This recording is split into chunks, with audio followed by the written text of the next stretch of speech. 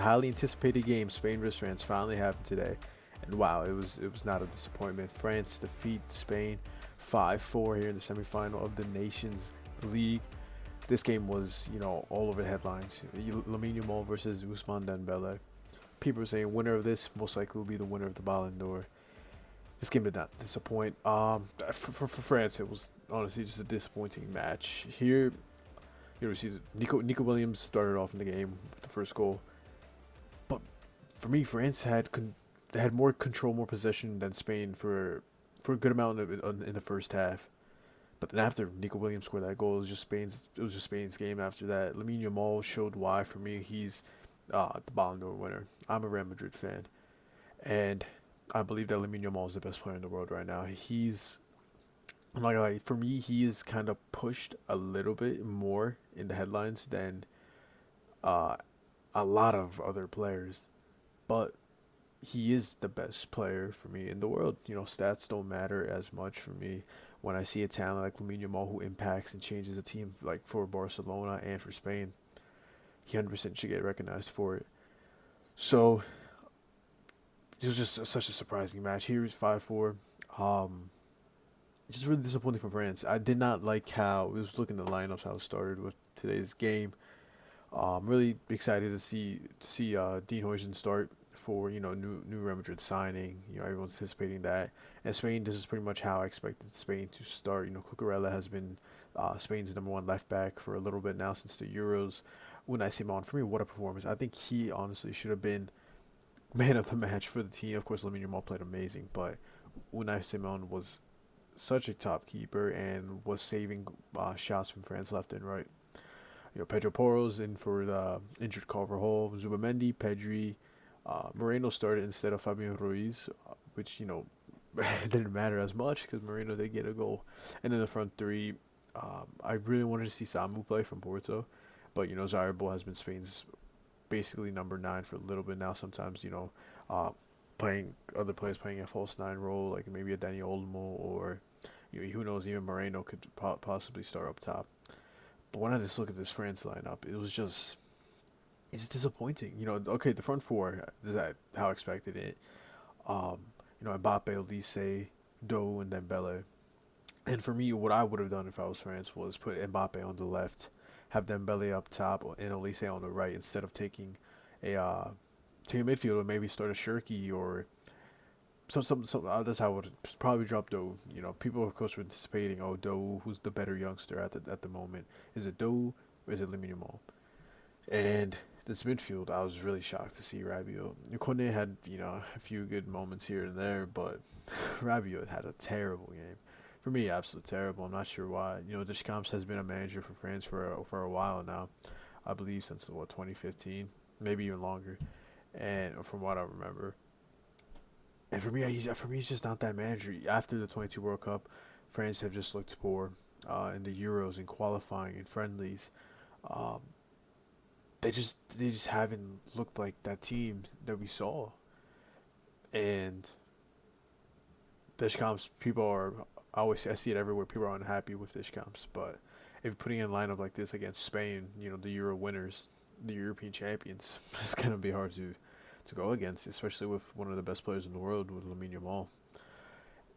So the midfield, I was just unhappy with. I would say should have came in as like a super sub, starting Belly up top and striker with Mbappe on the left, Olise on the right, a Shirky in the middle, a Chouameni instead of a Rabiot, and we'll see in the bench who would played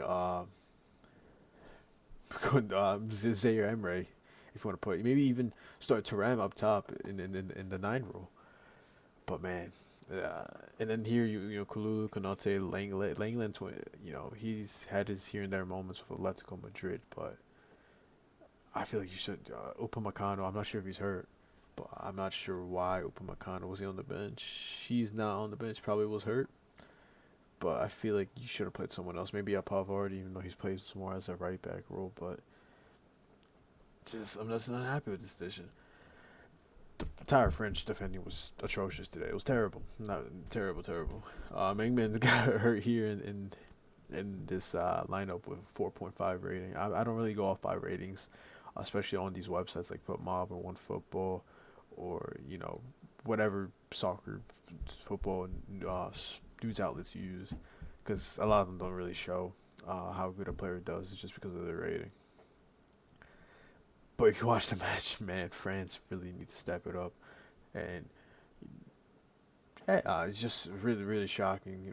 They were at 1.51 down, 4-0 down, letting just Spain gain ball left and right, and the likes of Lamine Jr, for me, that pretty much solidified the winner of the Ballon d'Or.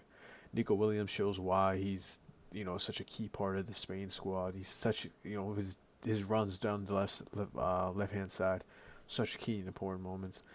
Um, Pedri, for me, people don't rate him as much because he doesn't have the stats like Bellingham, or people say Vitinha's miles better, which I do rate Vitinha. I think Vitinha 100% should be in the talks as one of the best midfielders in the world.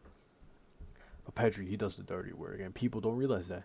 Pedri is such a key and vital player for Barcelona and Spain. Stats don't matter. He's 100% like an Iniesta or Xavi. Of course, there's Toni Kroos and Luka Modric who do amazing at their job, but they also provide the goals and assists.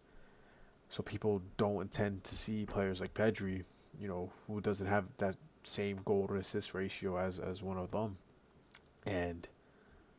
But if you watch them play, Pedri's such a key and vital important team.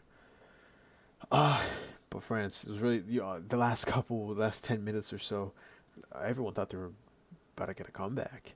They had a few shots here and there towards the end, and I actually believed that they could have tied it. Sharky, what a player! He really changed the impact of the game. Just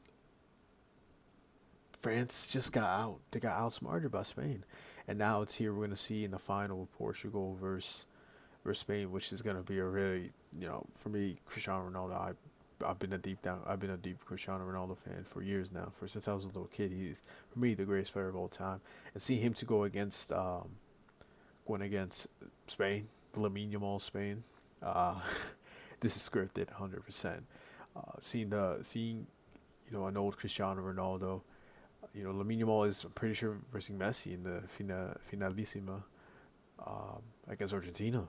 So Lamine Jr has a chance to defeat the two greatest football players of all time in the same year. I think, unless this happens next year. But wow, the script can't get any better than this unless he wins the Ballon d'Or and wins the Champions League. Boom, you have FIFA's new golden boy. But man, I'm gonna make a whole prediction thing for tomorrow about the final.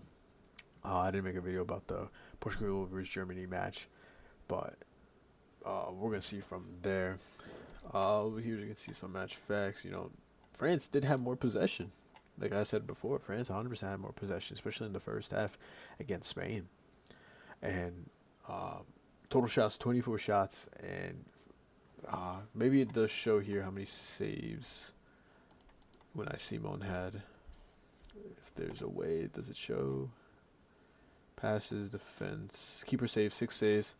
I'm pretty sure that was more than that, but there were key vital saves that 100% could have impacted the game score-wise.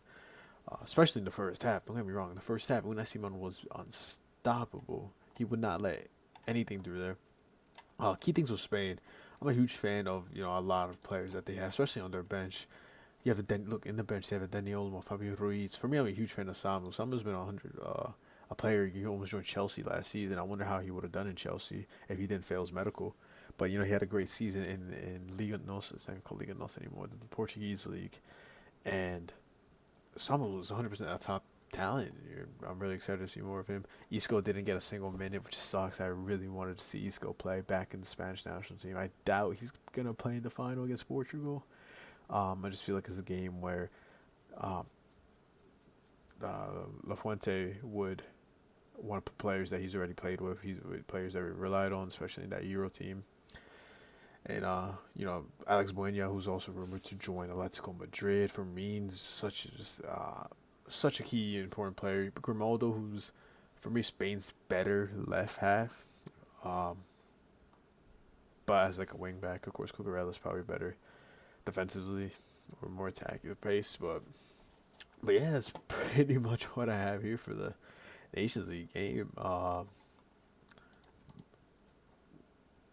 head to head, you can see here Spain pretty much. It's been a little bit more back and forth. Spain, was it France, Spain, tie, Spain, France, Spain, France, Spain, and then Spain again. So it's pretty much back and forth between France and Spain. So I hope you guys enjoyed this quick video here. I'm gonna lie, I haven't watched too much of this game. It was always just a back and forth. I just watched more in the first half than the second. I hope you guys do enjoy today's video, and yeah, we'll see you guys next time.